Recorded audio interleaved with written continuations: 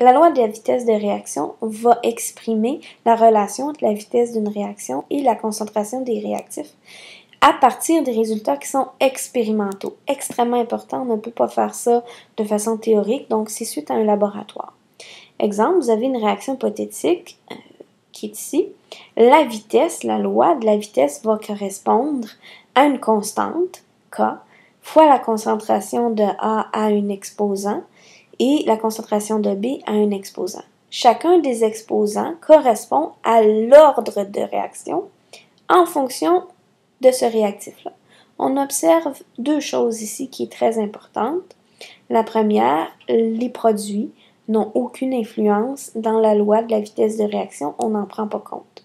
Deuxième observation, les coefficients, donc A minuscule, B minuscule, ne sont pas dans ma réaction. Donc les coefficients n'influencent aucunement la loi de la vitesse, c'est les ordres qu'on doit mettre en exposant. Troisième chose qui est importante, la loi des vitesses de réaction, elle prend uniquement en compte les réactifs sous forme aqueuse et gazeuse. Pourquoi? Parce qu'on la prend en fonction de concentration. Et j'ai pas de concentration dans mes liquides ou dans mes solides, alors je peux pas calculer la loi de vitesse en fonction de mes concentrations, si j'ai un solide ou un liquide, donc seulement des gaz et des substances aqueuses. Maintenant, si on regarde la constante de la vitesse K, quelle est l'unité de la mesure de K? C'est ce qui est un petit peu compliqué dans ce concept-là, c'est qu'elle varie. Dépendant de l'ordre de mes réactifs, K va avoir une valeur qui est différente parce que la vitesse est toujours en mol par litre seconde. En tout temps, peu importe ce que j'ai comme ordre ici.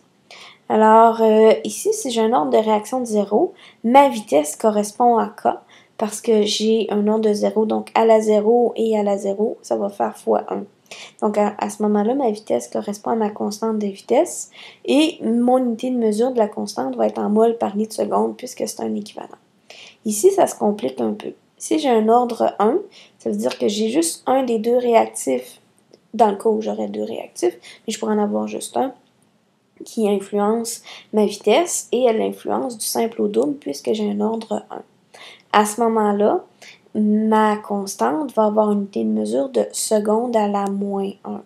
C'est normal parce que si j'isole K, j'ai une vitesse des moles par litre divisé par des moles par litre seconde. Alors, je me retrouve avec 1 divisé par une seconde. Donc, des secondes à la moins 1 si je ramène en haut.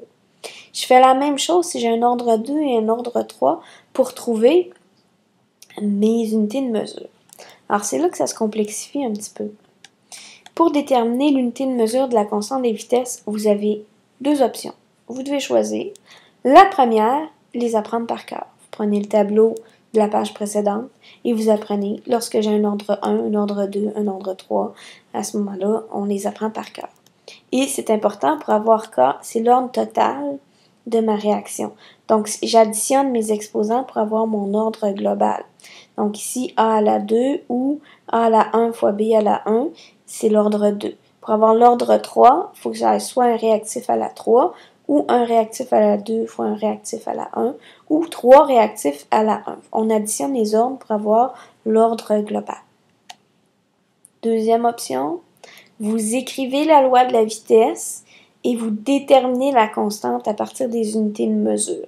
C'est ceux qui sont bons en algèbre et moins bons par cœur.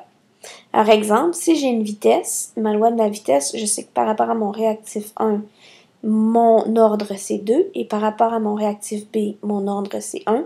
J'ai donc un ordre global de 3. Alors, je fais mes calculs avec mes unités de mesure. Ma vitesse est toujours en mol par litre seconde. C'est égal à K fois la concentration de A, donc mol par litre à son ordre 2, fois la concentration de B, les mols par litre, fois 1, à l'exposant 1.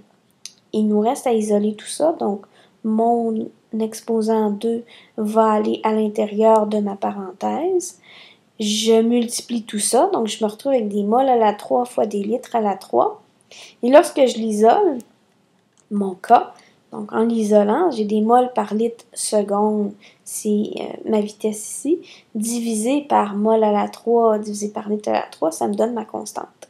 Alors, l'unité de mesure de ma constante, c'est des litres carrés par mol carré fois seconde. Je le retrouve comme ça aussi. Vous pouvez l'apprendre par cœur ou vous pouvez faire la démarche qui est plus longue, mais si vous êtes mal pris, peut vous dépanner. C'est important d'avoir la bonne unité de mesure de la constante de la vitesse.